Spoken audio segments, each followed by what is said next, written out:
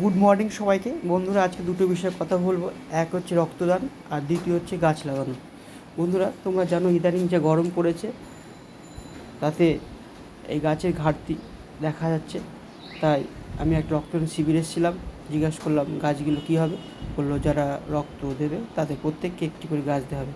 তো খুবই ভালো লাগলো। বন্ধুরা, তোমরাও চেষ্টা করবে বাড়িতে একটা করে গাছ পোঁতার ব্যবস্থা করবে, কারণ তোমরা জানোই যা গরম পড়েছে। চলে আসলাম ব্লাড ডোনেশন ক্যাম্পে। দেখো বন্ধুরা, এখানে রক্তদানের শিবির আয়োজন করা হয়েছে। যারা রক্ত দেবে তাদের এই ঘরে ব্যবস্থা করা হয়েছে। বন্ধুরা, রক্তদান সবথেকে বড় দান, মানব জীবনের সবচেয়ে বড় গুরুত্বপূর্ণ একটা দান। রক্ত দিলে মানুষের শরীরে অনেক উপকার হয়। যে রক্তটা ঘাটতি হয় 15 দিনের মাথায় আবার সেই রক্তটা হয়ে যায়। তো বন্ধুরা, এরপর চলে আসলাম গঙ্গার ধারে। পরন্ত বিকাল, ঝলমলে রোদ্দুর, উন্মুক্ত আকাশ।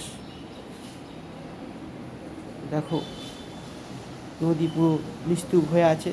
এই সময় জোয়ার ভাটা কিছু নেই, একদম নিস্তুপ হয়ে আছে। দেখো কত সুন্দর লাগছে,